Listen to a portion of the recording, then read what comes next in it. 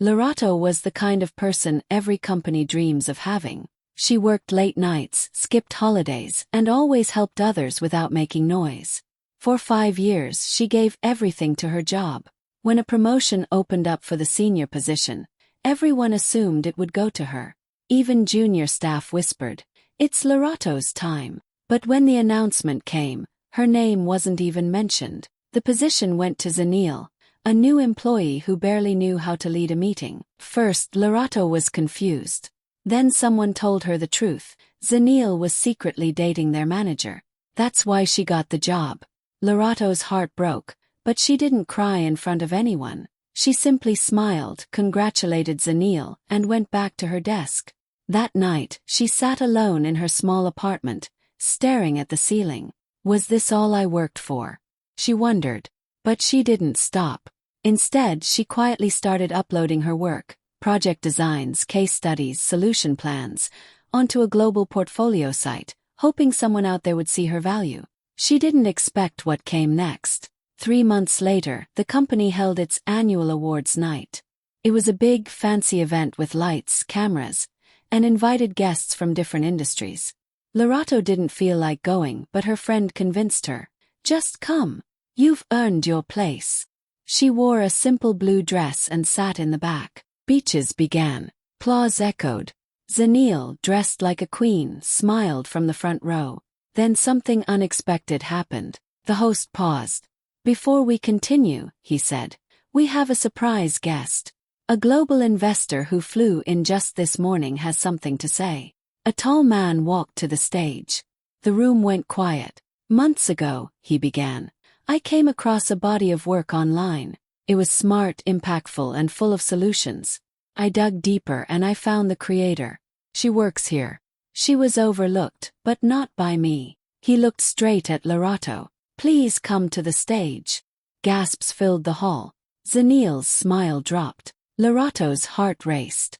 Slowly, she stood up and walked forward, every step heavy with emotion.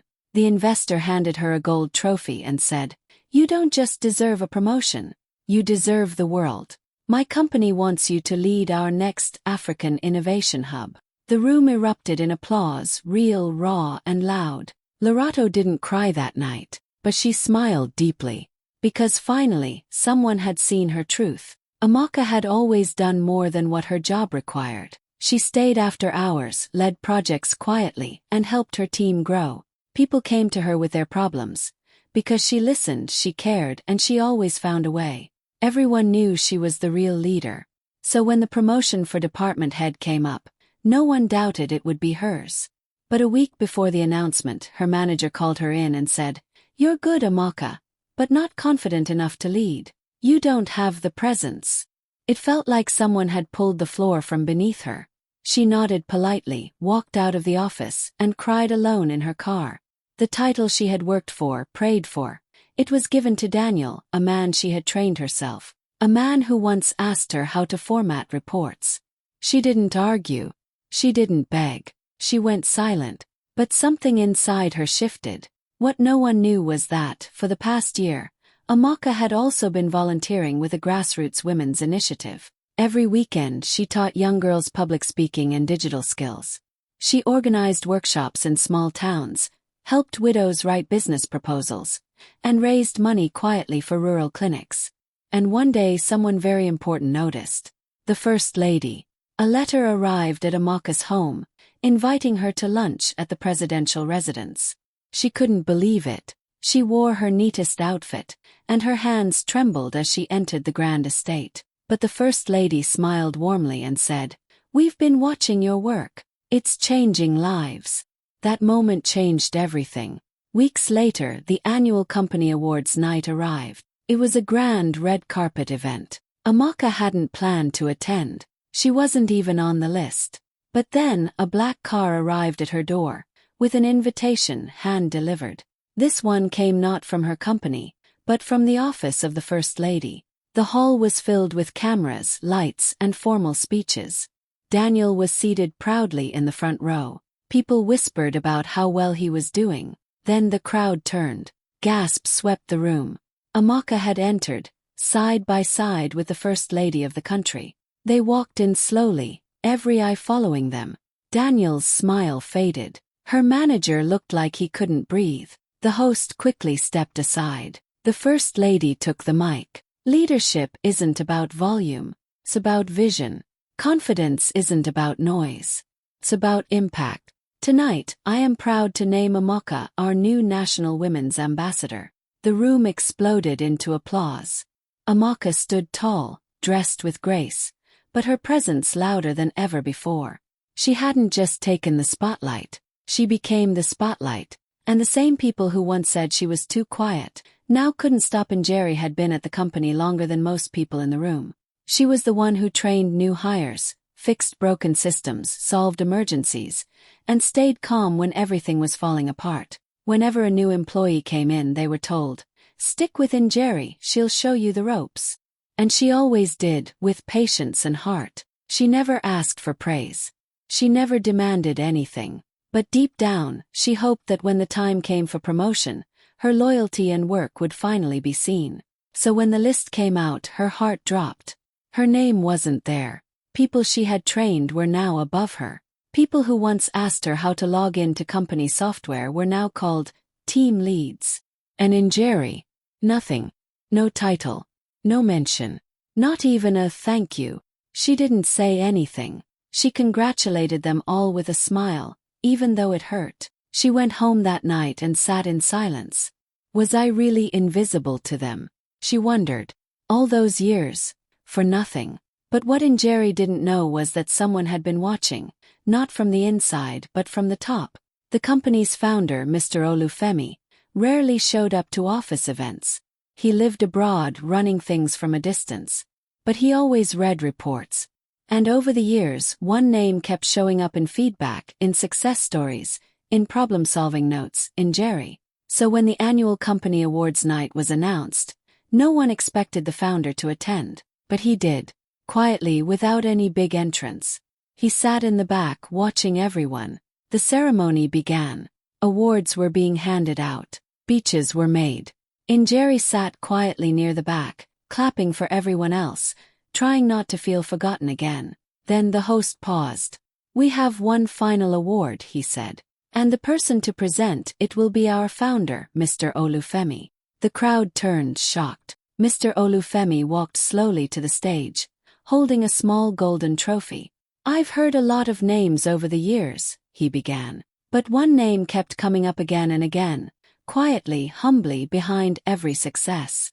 This person wasn't on the promotion list. But to me, she is the reason many people on that list even got there. He looked around the room. "Jerry, please come forward." The room went silent. Then suddenly people started clapping, slowly, then louder. Jerry stood up in disbelief. Tears filled her eyes as she walked to the stage. "You are the backbone of this company," Mr. Olufemi said. "And it's time we finally said it out loud." He handed her the award, Employee of the Decade. The applause didn't stop. People stood. Even those who once overlooked her were on their feet. And in that moment, Jerry's quiet years finally spoke louder than words ever could. Zaina had given everything to her company. She led big projects, saved clients, and even helped recover a failing contract. Her team always knew who the real problem solver was. But when it was time for annual appraisals, her name wasn't on the list.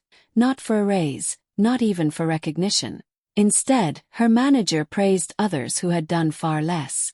When she asked about it, she was told, "You're valuable, Zaina, but we just had to prioritize others this time. Maybe next year." She smiled politely and walked out of the office, but inside she felt crushed. It wasn't the money. It was the feeling of being invisible, of working so hard and still being passed over. That night, Zaina made a quiet decision. If they can't see me, maybe the world will. She had been dreaming of an idea for months. A simple mobile platform to help farmers in rural areas sell their produce directly to buyers, cutting out the middlemen. She had seen how much people struggled, and she believed technology could help. So, while still working her regular job, she began building it in secret. Late nights, early mornings, weekends, she poured her heart into it. She named it Tandaza, which means to grow. She launched it quietly, without a big team or sponsors.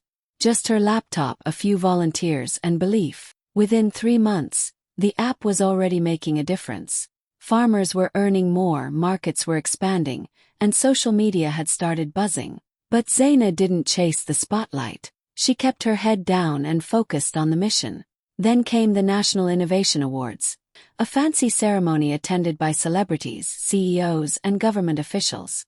Zaina wasn't invited. She wasn't even aware her project had been nominated anonymously. The event was going smoothly until the host suddenly paused. "We have a surprise guest," he said. "Please welcome His Excellency, the President." The crowd stood in shock as the president walked in, holding something in his hand, a printed profile of Zaina's project. He went straight to the mic. "Sometimes, true innovation doesn't come from the top. It comes from people who are ignored, overlooked, and still choose to build anyway." He held up the document. "This project is changing lives. I want to meet the woman behind Tandaza." The hall went silent. Then someone whispered, "It's Zaina." Zaina froze in her seat. People turned to look. Her hands were shaking as she slowly stood up. The president smiled and gestured her forward. "Zaina," he said, "you didn't just build an app. You built hope. And for that, I am proud to award you the National Medal for Innovation and Impact." The whole room stood up cheering. People who had never even noticed her at work were now clapping with full hearts. Cameras flashed. Tears rolled down her cheeks. Not because she needed fame, but because finally the right people had seen what she was really capable of. From ignored to honored by the president. Mbuyi had always been calm, gentle, and focused. She didn't raise her voice, didn't play politics, and didn't try to impress the bosses just to get ahead. Instead, she did her work with care, handled team problems quietly, and helped others grow. Her department had the highest success rate because of her steady leadership, even if she didn't carry a loud presence. But when the position of deputy director opened up, and everyone assumed Mbuyi would finally get the promotion, the management shocked her. "We think you're great," they said. "But you're too soft, not ready to lead. Maybe next time." That sentence stayed with her for weeks. Too soft, not ready. After all the work, all the years, all the results.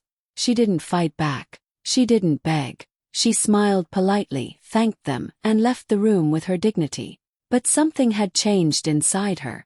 She had no interest in next time. Instead, she started reaching out to people outside her company. Mentors, business leaders, competitors. She attended workshops, networked, and quietly applied for positions elsewhere. 3 months later, she resigned. No one asked where she was going. They assumed she'd take a break or move to a smaller role. Then came the annual Industry Awards night. It was a grand event with lights, media, music, and all the biggest names in attendance. Mbuyi's old company had a big table right near the front. They were expecting to be in the spotlight. Halfway through the night, the host paused the program. "We have a special announcement. Tonight, we welcome a new leader to our industry, a woman of quiet power, proven results, and unstoppable grace." The doors opened, and there she was, Mbuyi. She walked in wearing a tailored black power suit, heels clicking on the floor, posture tall, eyes calm. The entire hall turned. Her former bosses gasped. Her old team stared in awe. The host continued, "Please welcome the new director of operations at Axon Tech Group, our fastest-growing tech firm this year." The applause started slow, then grew louder and louder. Cameras flashed. People stood. And the expression on her old manager's face. Pure shock. Mbuyi smiled, not to prove anyone wrong, but because she had finally stepped into the space she was always meant for. They once said she wasn't ready. But that night, she didn't just walk into the room. She owned it. Lebo had always been a top performer. She brought in new clients, doubled sales, and solved problems no one else could touch. Everyone in the office knew she was sharp, hardworking, and full of ideas. But every time it came to performance reviews or promotions, something didn't add up. Her numbers on the official reports were always lower, quietly changed. Her real achievements never showed. First, she thought maybe it was a mistake. But after the third time, she knew something wasn't right. Then a junior colleague told her the truth in a whisper. Her boss had been adjusting her numbers on paper to make her look average, so his favorites could shine instead. Crushed her. All her late nights, all the deals, all the energy, hidden on purpose. But Lebo didn't fight back. She didn't shout or storm out. She just started documenting everything. Quietly. Every meeting, every sale, every success. And in her free time, she began sharing tips and results on professional forums. Not bragging, just sharing value. What she didn't know was that someone big was watching. A global tech company, known for spotting talent across Africa, had been tracking her posts. They noticed the patterns in her work, the way she handled pressure, the creative strategies she used. Without saying a word, they built a marketing campaign around her story, calling it The Real One's Rise. Then came the National Industry Awards night. Lebo wasn't even planning to attend. She hadn't been nominated for anything. Her name was never mentioned. But just a day before the event, she got an anonymous VIP invitation. She walked in quietly, wearing a simple but elegant dress. Her boss didn't even notice she was there. He was busy celebrating with his circle, expecting to be called on stage as usual. Midway through the event, the lights dimmed. The host stepped up. "Tonight we have a very special reveal. A global company has been working on a project, and the face of that project is sitting right here." The big screen lit up. Video clips rolled. Lebo talking, working, solving problems. Real footage. Real wins. The crowd turned in shock. "This," the host said, "is the woman who inspired the Real One's Rise campaign by Innovix Global. And tonight, we welcome her as their new regional director for Africa." The room froze. Lebo stood up slowly. The spotlight hit her. Her boss looked like the floor had disappeared beneath him. She walked to the stage, calm and proud, as the crowd erupted in applause. She didn't just prove her worth. She changed the industry. Without shouting. Without begging. Just by being the real one all along. Wura had poured her heart into the project. For 6 straight months she worked on the design, strategy and presentation. She stayed up nights fixing details, coached her teammates, and even saved the whole plan when a major sponsor dropped out. The project wouldn't have existed without her. Everyone on the team knew it. But when the company submitted the work for the National Innovation Awards, something shocking happened. Wura's name was missing. They credited the project to her team lead and 2 others, but not her. When she asked about it, her manager shrugged. "It was a team decision. We just thought it would be better this way. Don't take it personally." She did take it personally, but not in anger. She went silent, deeply hurt but not broken. Wura kept going. She still attended the awards ceremony, though she planned to sit quietly in the back. She just wanted closure. The event was grand. Lights, music, media everywhere. Her team was there too, celebrating, taking pictures, preparing to receive praise for something Wura had built from scratch. Then came the keynote speaker, a well-known innovation expert who was invited as a surprise guest. When he stepped on stage, Wura's heart skipped. It was him, her old university lecturer, the one who had believed in her from the start, the one who told her years ago, "Your mind will change systems, Wura. Don't let anyone dim that light." He began his speech as expected, about innovation, creativity, growth. Then suddenly he paused. "I want to tell you a story," he said, "about a student of mine who built an idea from the ground up. Quietly, brilliantly. She recently submitted a project, one that's being celebrated tonight. But somehow her name was removed." The hall went silent. All eyes turned toward the stage. He reached into his folder and pulled out a copy of the original project draft, with Wura's name right there in bold. "This is the real architect behind the project, the one who made it work. And I won't let history forget her." He turned to the crowd. "Wura, stand up." Her hands shook. Her eyes filled with tears. Slowly she rose. People turned to look. Some gasped. Others clapped, soft at first, then louder. "She didn't need the spotlight," he said. "But she deserves it now." He called her to the stage. Her steps were heavy with emotion. The applause grew stronger with every step. That night, Wura didn't win the award the company had stolen. she won something far bigger: the truth, the respect, and the real applause that no one could ever erase. Kemi had always been the quiet genius in the room. She wasn't loud or flashy, but she got things done, fast, smart, and better than anyone else. When the company opened a new position for innovation lead, her name was at the top of everyone's list. People whispered, "It has to be Kemi. No one knows tech like her."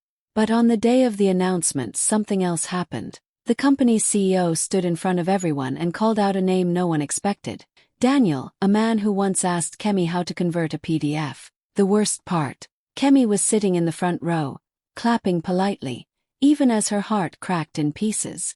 Later she overheard someone say, "She's too shy. Doesn't look like leadership material." That night, Kemi cried alone in her apartment, not because of the title but because of the disrespect, the humiliation. "After everything I've built." But instead of breaking down, she made a quiet decision. She focused on her side project, an AI startup she had been working on after hours, designed to help underfunded African schools get personalized learning support using voice and local language tech. It wasn't fancy yet, just a basic prototype, but it worked, and it mattered. Kemi refined it. She cleaned up the demo, recorded a simple video showing how it helped a rural child learn math in their own dialect, and uploaded it online, just a day before the National Tech Gala. She didn't expect what came next. That video went viral overnight. Teachers started sharing it. Parents flooded the comments. Influencers reposted it with captions like, "This is what real innovation looks like." Still, Kemi showed up at the gala quietly. She wasn't nominated for anything. She wore a simple green dress, no designer label, no entourage. As the event went on, phones across the room kept buzzing. People were watching her video without even knowing she was in the room. Suddenly, a presenter ran backstage and whispered something to the host. The program stopped. "We need to recognize someone who's captured the heart of the nation tonight," the host said. "Her work is changing lives in real time, and she's sitting right here." He turned to the crowd. "Kemi, please stand." People turned in shock. Her old co-workers stared. Her former boss looked stunned. She stood slowly, unsure. The crowd rose to their feet. Applause. Louder. Stronger. A UN representative walked up to her. "We've been trying to find you," she said. "We want to fund your startup and bring it across the continent." By the end of the night, Kemi had 5 standing ovations. No promotion could have done that. She didn't just become seen. She became the future. Dolly had been working behind the scenes for years.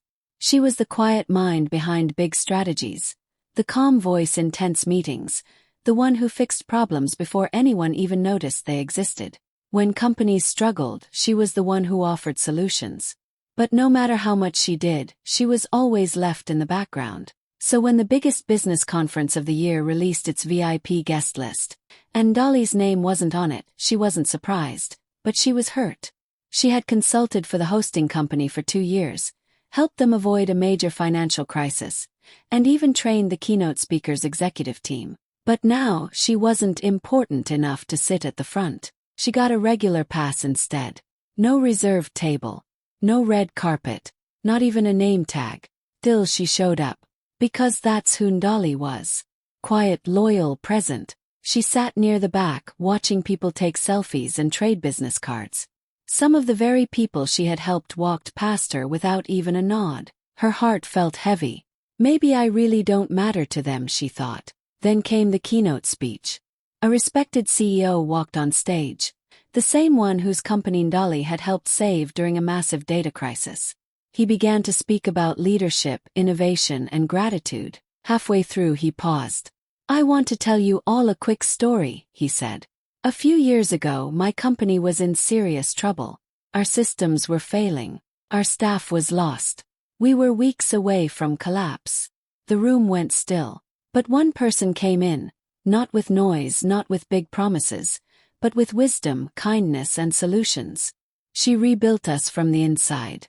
And honestly, without her, I wouldn't be standing here today. He looked across the room. Her name wasn't on the VIP list tonight. But I'm fixing that now. He pointed to the back. Dolly, please stand. People turned. A hush fell over the room. Dolly froze, unsure what to do.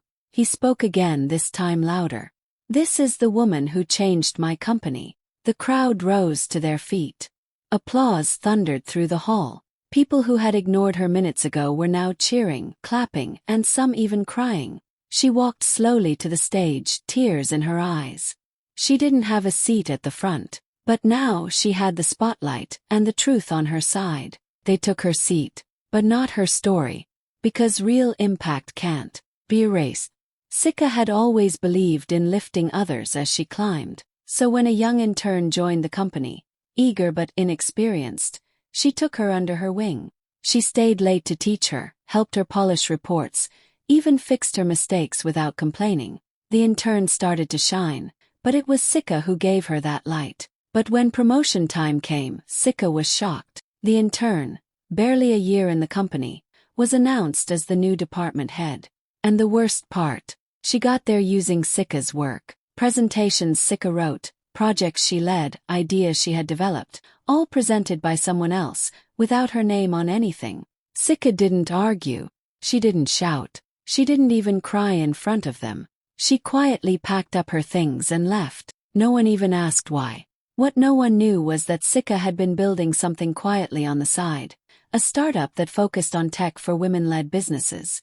It wasn't flashy yet, but it had heart, and Sika had vision. She worked day and night, built a team, pitched her idea until her voice was sore. People started to notice. Investors came in. The startup grew fast. 1 year later, it was time for the same company's annual awards night. Everyone important was there. The CEO, the board, the intern-turned-manager, now known for her bold leadership and original ideas. Then a luxury Rolls-Royce pulled up at the entrance. Cameras turned.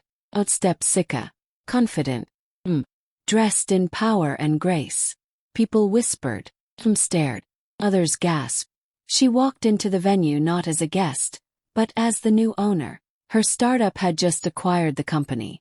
She didn't need to steal the mic. Her presence said everything. When she walked past her old desk, now used by the intern, she didn't even glance down. She simply smiled. Because sometimes silence isn't weakness, it's strategy. And sometimes the real clapback isn't loud. It arrives in a Rolls-Royce. Bolly had always believed in standing up for what was right, even when it cost her everything. At her company, she worked hard, helped others grow, and led from the heart. But when it came time to promote someone to a leadership role, the board said she wasn't tough enough. They wanted someone louder, someone more commanding. In front of the entire staff, a senior executive said, "Bolly is sweet, but she's not leadership material." The room went quiet. Bolly stood still and smiled politely. But inside, her heart broke. A few weeks later, something happened at the office. A junior staff member was being shouted at unfairly by a manager. People looked away. But Bolly stepped in.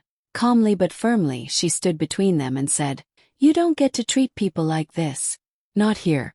Not ever." Someone in the office recorded it on their phone and uploaded it online. The video exploded. People from all over the world praised her. "This is real leadership," one comment said. Another read, "I don't know who she is, but the world needs more of her." And someone else saw it too, someone at the United Nations. Weeks later, Bolly got an email that didn't seem real at first. The UN had been following her story. They wanted to invite her to the National Awards Gala, not just as a guest, but as a surprise honoree. The night of the event, her old colleagues sat dressed in their best. The executive who once called her not leadership material sat at the front table, confident and unbothered. Then the host took the stage. "Please rise for our next speaker, the newly appointed youth ambassador to the United Nations, Bolly Mackay's." Applause. The executive froze. Bolly walked out gracefully, dressed in white and gold, holding her head high. She didn't look angry. She didn't throw shade. She simply spoke about the power of kindness, dignity, and courage. And the loudest applause that night wasn't for the powerful. It was for the woman they once called too soft to lead. Omalara had one goal, to help rural girls get access to education, hygiene, and safety. She worked quietly but passionately, building a campaign from the ground up. She met with communities, trained volunteers, and designed programs that truly made a difference. But when she brought the campaign to her organization for support, everything started falling apart. Her bosses smiled politely but kept postponing approval. Others in the office whispered that she was being too ambitious. Jealousy crept in. Meetings were cancelled. Reports went missing. Eventually, she was told the project was not a priority, and someone else was assigned to a different, shinier campaign. Omolara didn't argue. She didn't fight. She just walked away and took her campaign directly to the people. She started posting videos, writing blog stories, and sharing photos of the work being done in those forgotten villages. Slowly, people noticed. Then the media picked it up. News outlets across the country began reporting on the woman helping girls no one talks about. Donations poured in. The campaign took on a life of its own. Then came the National Youth Impact Awards. Omolara was invited, but only as a general guest. Her name wasn't listed anywhere as a nominee. She didn't expect anything. She just wore a simple dress and sat in the back, happy to be there. But midway through the event, the lights dimmed. The host stepped up and said, "We have one final honor tonight. A National Hero Award for a citizen whose work is changing lives." A short film played. It showed footage of young girls in school, volunteers handing out sanitary pads, and interviews from rural families thanking one woman by name, Omolara. Tears filled her eyes. Then a surprise twist. The person walking up to the stage with the award wasn't a celebrity. It was her childhood teacher.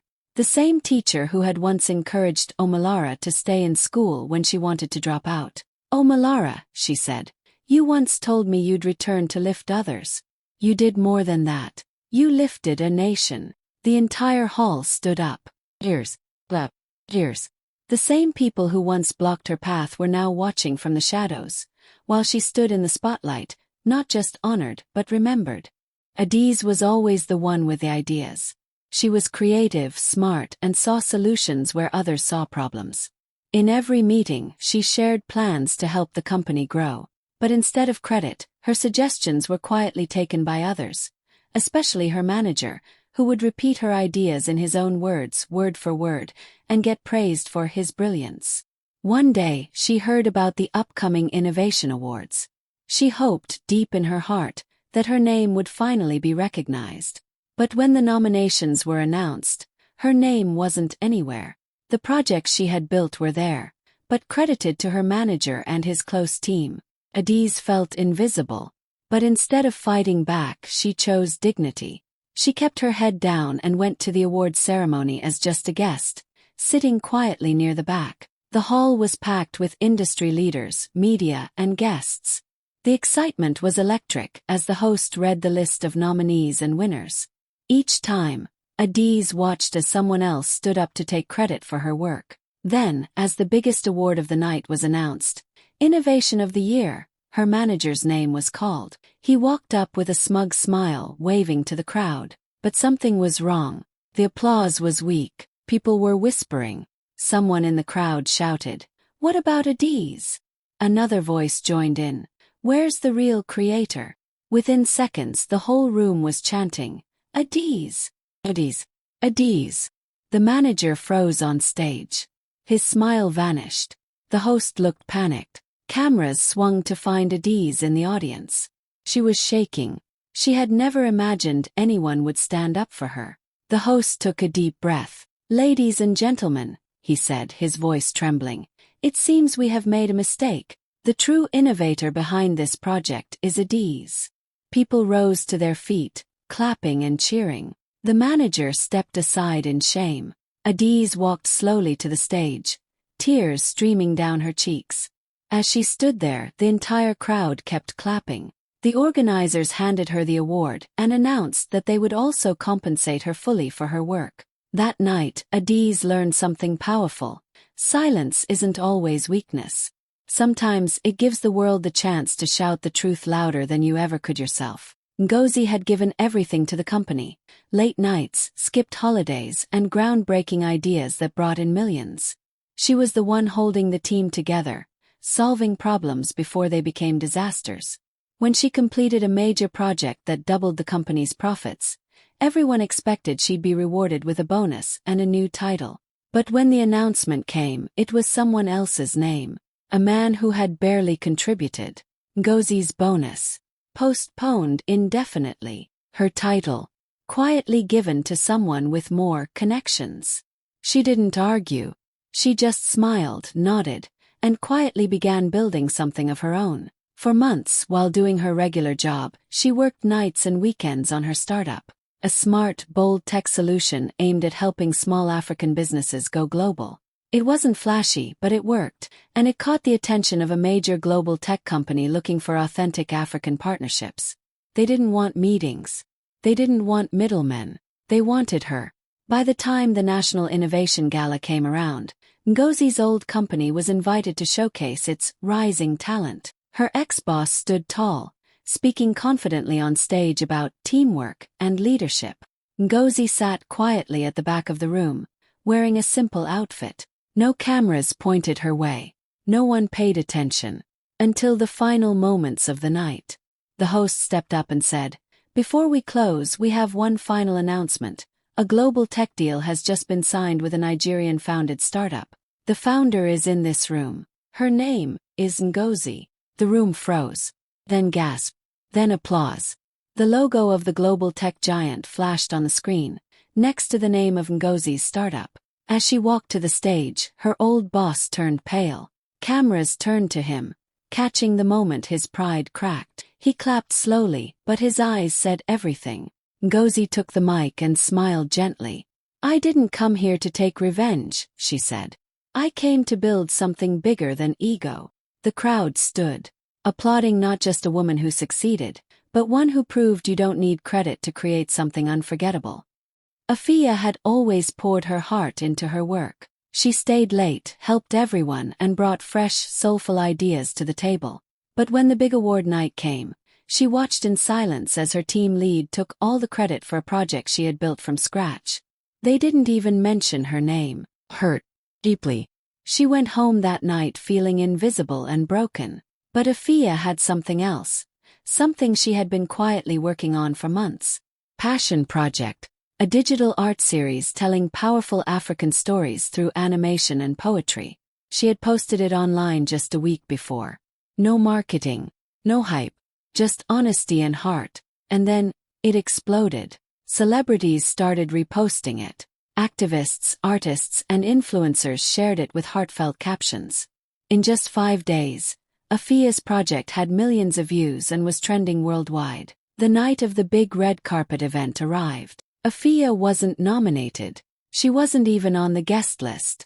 But someone powerful had noticed her. An international art foundation sent her an invite personally. When she stepped onto the red carpet, heads turned. Afia, once ignored in office meetings, now had cameras flashing in her face. Famous actors and musicians came up to her, not to be polite but to say, "Your work moved me." Some even asked for selfies. Inside the venue, while her old colleagues sat with stiff smiles and borrowed credit, Afia was seated front row, with a global icon beside her. She didn't need that stolen award anymore. She had something better. The world was finally seeing her. And more importantly, it was seeing her truth.